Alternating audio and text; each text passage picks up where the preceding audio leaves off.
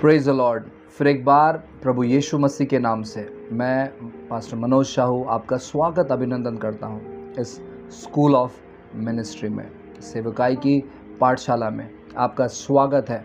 और मैं आशा करता हूँ कि प्रभु आपके जीवन में बहुत सारी अद्भुत और महान बातों को कर रहे हैं। आप में से बहुत सारे लोगों ने जिस प्रकार हमें प्रत्युत्तर दिया है कि किस प्रकार परमेश्वर ने आपके हृदय से वापस एक बार अच्छी बातें, नई बातें और हर एक भली बातें आपके जीवन में की है।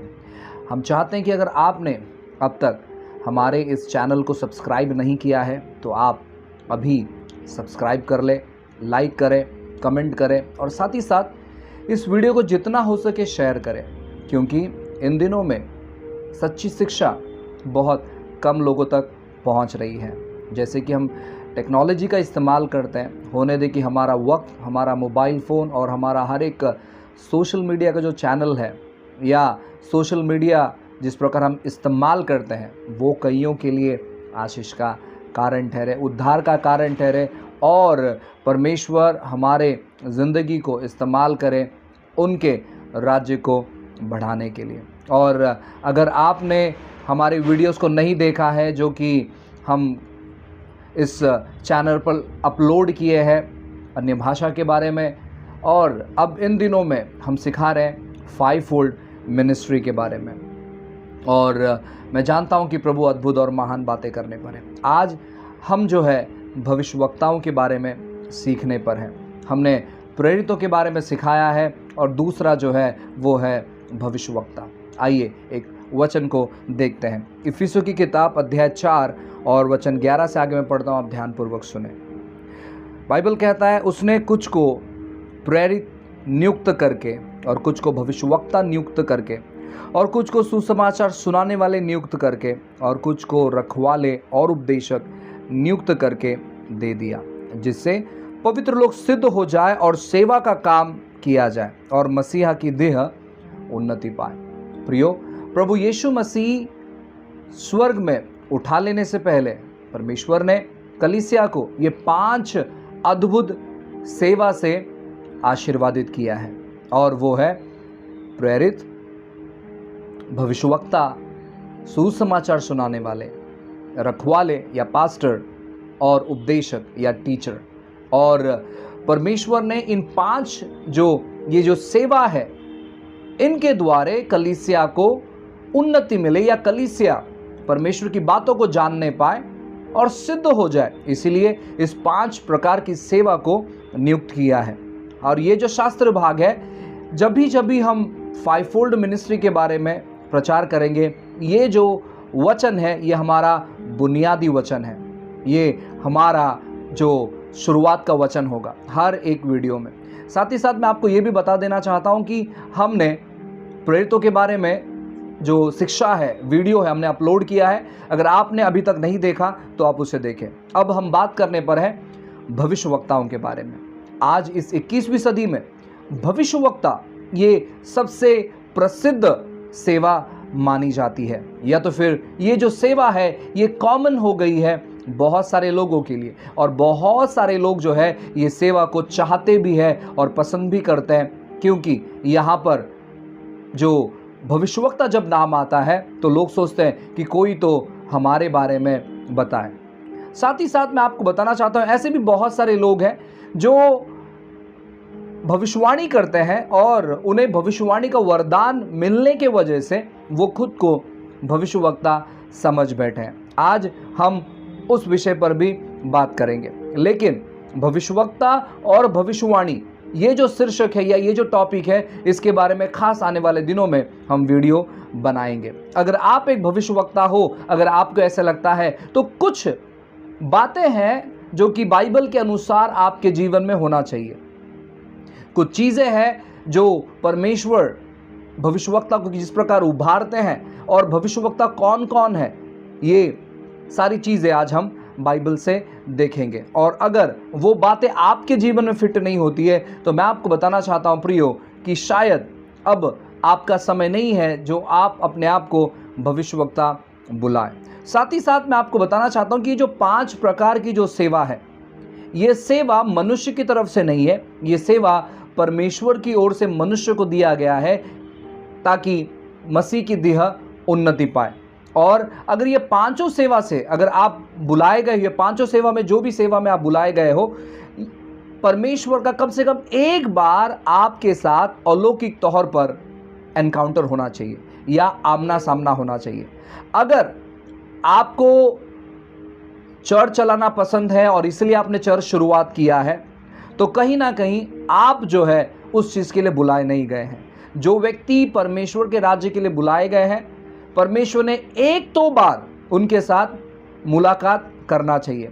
अगर आपके साथ सुपरनैचुरल मुलाकात नहीं हुआ है, सुपरनैचुरल इसका मतलब ये नहीं कि आपने कोई ड्रीम देख लिया या फिर आपने वचन को पढ़ते पढ़ते आपके अंदर परमेश्वर ने बात किया, ऐसी बातें नहीं कर रहा हूँ।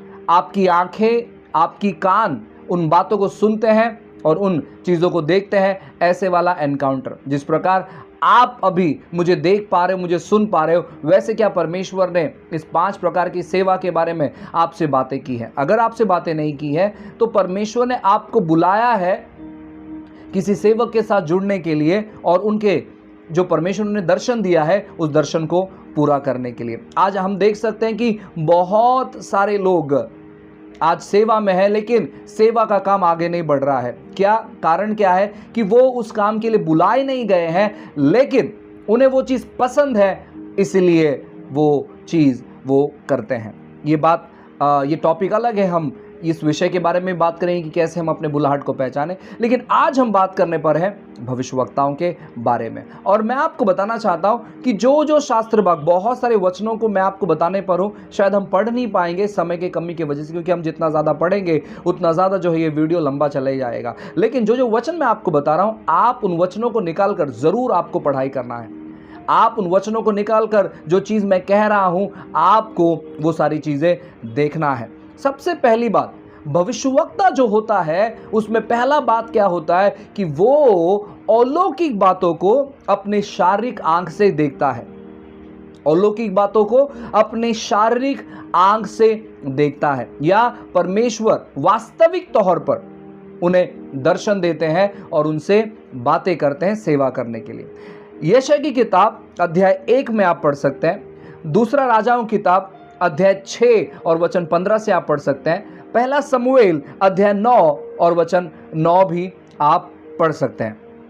यशायाह की किताब अध्याय 1 में ऐसा लिखा गया कि परमेश्वर का जो दर्शन या प्रभु जो है यशायाह को दर्शन देते हैं और उनसे बातें करते हैं सेवा के बारे में। जब आप दूसरे राजाओं की किताब अध्याय 6 और वचन 15 से पढ़ोगे, वहां पर लिखा गया एलीशा के बारे में। परमेश्वर का जो दास एलीशा है, जो भविष्यवक्ता है, वो क्या करता है? अपने सेवक के लिए प्रार्थना करता है और वो यह प्रार्थना करता है कि परमेश्वर इसके आंखों को खोले सुपरनैचुरल चीजों को देखने के लिए। अब वो क्यों प्रार्थना करते हैं? क्योंकि वो अपनी शारीरिक आंखों से पहले से ही देख रहा था कि किस प्रकार स्वर्गदूत उसके इर्द गिर्द बने हुए हैं, और इसलिए वो प्रार्थना करता है और परमेश्वर उस सेवक के आंखों को जब खोलते हैं तो वो देखता है कि एलीशा के चारों ओर स्वर्गदूत तलवार लिए हुए उसकी रक्षा कर रहे हैं। ठीक है, इसका मतलब है कि स्वर्गदूत जब वहां पर उपस्थित थे, एलीशा बिना प्रार्थना के भी वो देख पा रहा था, क्योंकि परमेश्वर ने उसे भविष्यवक्ता का औहदा दिया था। या तो हम कह सकते हैं कि ये जो 5-fold मिनिस्ट्री है, ये 5 ऑफिस है। और ऑफिस यानी जिस प्रकार आप काम पर जा रहे हैं वो ऑफिस नहीं, लेकिन इसे हम सर्वसाधारण भाषा में औहदा कह सकते हैं, अभिषेक कह सकते हैं, या बुलाहट कह सकते हैं। और परमेश्वर जिस काम के लिए जिसे बुलाता है, उस काम को पूरी तौर पर उनके जिंदगी पर स्टोर कर देता है, या तो उन बातों से उन्हें भर देता है। सो एलीशा कुछ बातों को, यानी जो सुपरनैचुरल चीजों को, वो अपने शारीरिक आंखों से देख सकता था। अगर आप एक भविष्यवक्ता हो तो मैं आपको बताना चाहता हूं ना कि आप अपने मन में कुछ विजन्स देखते होंगे, अपने माइंड में कुछ विजन देखते होंगे, आप ड्रीम्स देखते होंगे, आप वचन पढ़ते समय कुछ ना कुछ विजन्स देखते होंगे, प्रार्थना करते समय अपनी आंखों को बंद करके कुछ विजन देखते होंगे। इसका मतलब ये नहीं कि आप भविष्यवक्ता हैं। अगर आप भविष्यवक्ता है तो आप सुपरनैचुरल चीज अपने आंखों से देखना चाहिए। क्योंकि ये जो भविष्यवक्ता थे, इन्होंने सुपरनैचुरल चीज़ों को अपने आंखों से देखा। जितने भी भविष्यवक्ता है, जो जो बातें मैं योग्यता कह सकता हूं, जो जो बातें मैं कहने पर हूं, उन्होंने उन सभी चीज़ों को एक्सपीरियंस किया है और उसी की वजह से वो भविष्यवक्ता गिने गए हैं या चुने गए हैं। जब आप पहला शमूएल अध्याय 9 वचन 9 पढ़ोगे तो वहां पर लिखा गया है कि कुछ लोग जो परमेश्वर के बारे में जानना चाहते हैं, वो कहते हैं कि आओ हम उस देखने वाले, वो दर्शी के पास चले, उस देखने वाले के पास चले। यानी भविष्यवक्ता जो है वो 1000 साल पीछे भी देख सकते हैं और 1000 साल आगे क्या होने पर है वो भी वो देख सकते हैं। भविष्यवाणी अलग है और भविष्यवक्ता अलग है। परमेश्वर आपको भविष्यवाणी में इस्तेमाल करता होगा, इसका मतलब ये नहीं कि आप भविष्यवक्ता हैं। और भविष्यवक्ता क्या करते हैं? भविष्यवक्ता देखते हैं। दूसरी बात, भविष्यवक्ता जो है अपने कानों से सुपरनैचुरल चीजों को सुनते हैं। या तो फिर वो परमेश्वर की आवाज को सुनते हैं या तो वो लिटरली स्वर्गदूतों के आवाज को सुनते हैं। उनके कान जो है वो केवल शारीरिक आवाज को नहीं सुनते हैं, लेकिन वो सुपरनैचुरल आवाज को भी सुनते हैं।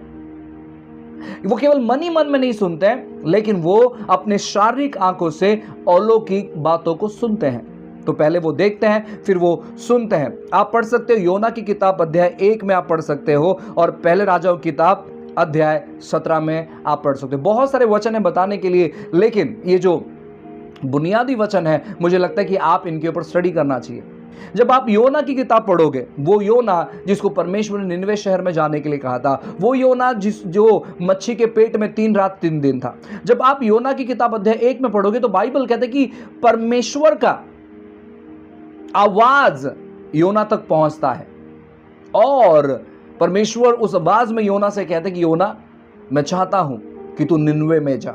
वो अपने शारीरिक आंखों से देखता है प्रभु की बातों को और शारीरिक कानों से वो सुनता है। जब आप योना की किताब के बारे में पढ़ाई करोगे, आप देख सकते हो कि वो काफी बार परमेश्वर की आवाज को लिटरली सुनता था। वो लिटरली सुनता था।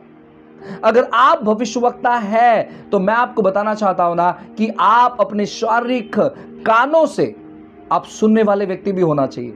अगर आपने अभी तक प्रभु की वाणी को नहीं सुना है, आप शायद भविष्यवाणी करते होंगे, वो बात अलग है, लेकिन भविष्यवक्ता आप नहीं हो। अगर आप भविष्यवक्ता हो तो प्रभु इस प्रकार बात करते थे और बात करते हैं भविष्यवक्ताओं से।